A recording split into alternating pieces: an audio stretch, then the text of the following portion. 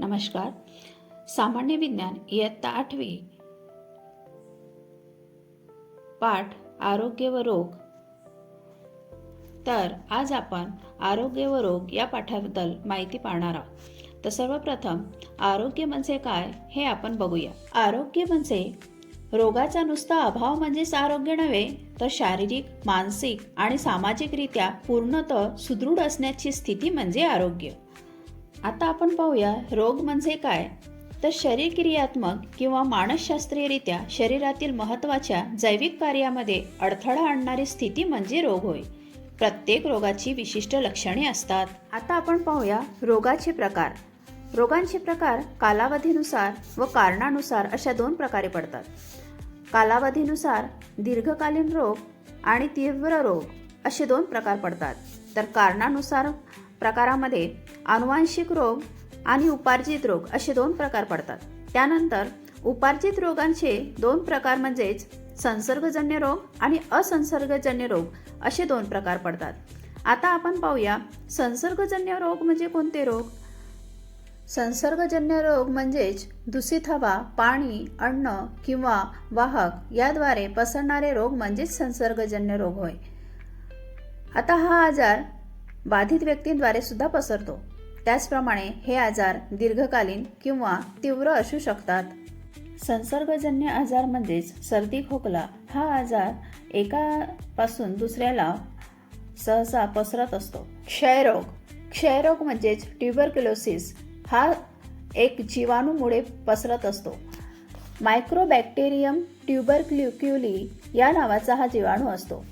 आता या क्षयरोग नेहमी रोग्याच्या थुंकीतून हवेमार्फत प्रसार, रोग्याच्या सानिध्यात दीर्घकाळ असणे, रोग्याच्या वस्तू वापरणे इत्यादी मार्फत पसरत असतो. क्षयरोगाची लक्षणे बघता दीर्घ मुदतीचा खोकला ज्याला असेल, थुंकीतून रक्त पडत असेल, वजन कमी होत असेल, श्वासोच्छवास प्रक्रियेत त्रास होत असेल अशी लक्षणे दिसून येतात.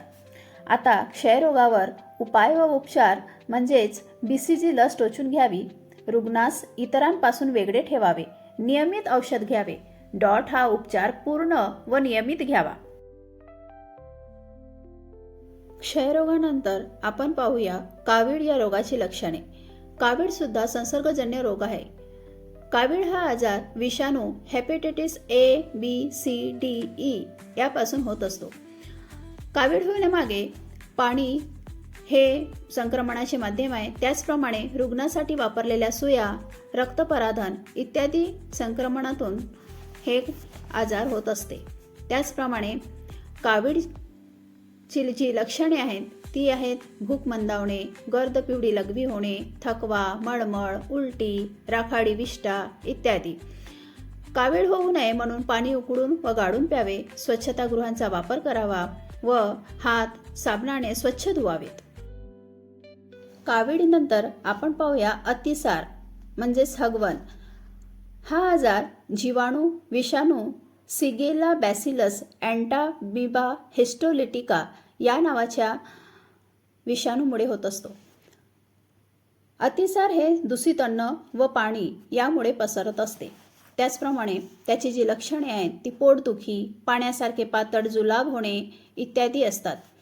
यावर उपाययोजना म्हटलं तर अन्न झाकून ठेवावे, पाणी उकळून व गाळून प्यावे, जलसंजीवनी म्हणजेच ORS सतत घेत राहावे. अशा प्रकारे आपण संसर्गजन्य रोगांबद्दल काही माहिती बघितली, जसे क्षय, कावीळ, अतिसार. त्याचप्रमाणे पटकी आणि विषमज्वर हे सुद्धा संसर्गजन्य रोग आहेत. आता पुढील चित्राचे निरीक्षण करा व चर्चा करा. चित्रातील पाणी साठलेल्या वस्तू तुम्हाला कुठे कुठे आढळतात. चित्रावरून तुम्हाला धोक्याची कोणती कल्पना आहे. चित्र बघून कळते की हे नक्कीच डेंग्यूचे डास निर्माण करणारी स्थळे आहेत. डेंग्यू. साठलेल्या पाण्यात डास अंडी घालतात आणि त्यांच्या वाढीस पोषक वातावरण निर्माण होऊन त्यांची संख्या वाढते. डासांच्या विविध प्रजाती वेगवेगळे रोग पसरवतात. त्यापैकी एडिस इजिप्ती प्रकारच्या डासामार्फत डेंग्यू हा संसर्गजन्य रोग पसरतो.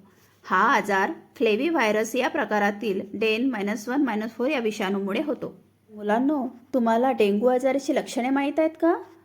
तर तीव्र ताप, तीव्र डोकेदुखी, उलट्या होणे, सर्वात महत्त्वाचे म्हणजे डोळ्यांच्या खोबणीत दुखणे हे एक महत्त्वाचे लक्षण आहे बरं का. रक्तातील रक्तपिंबिका, त्यांचे प्रमाण कमी होणे इत्यादी. अशा प्रकारे आपण विविध आजारांबद्दल माहिती पाहिली. व्हिडिओविषयक माहिती विषय सामान्य विज्ञान, इयत्ता 8वी, घटक आरोग्य व रोग. अध्ययन निष्पत्ती विद्यार्थी विविध संसर्गजन्य रोगांची कारक, संक्रमणांचे माध्यम, लक्षणे व त्यावर उपाय व उपचार सुचवतात.